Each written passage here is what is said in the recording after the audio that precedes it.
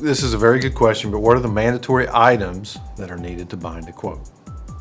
Well, the mandatory items we need to bind are, of course, a signed application.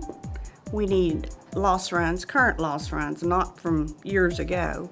We need to know the experience of the guy that's doing the business.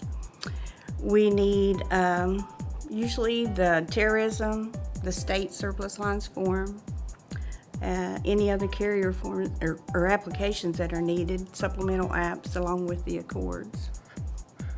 This could vary for each one of you, but what makes a good submission? Well, I really like to have transparency. I like to have all the information that I need to do the quote in the original apps, and if not, at least enough information to lead me directly to any additional questions I may have for the insured. How about a narrative page? Does that help? Oh, absolutely. I wish we could have a narrative page with every submission. A good description really helps clarify, and it helps you get a picture of the risk in your mind. And don't forget, it always helps to have a Facebook page or a website or any social media that might tell us a little bit more about the risk. So why are we asking for so much information when it comes to additional insureds? There are so many different forms for the additional insured. We need to know the relationship of the additional insured to our insured.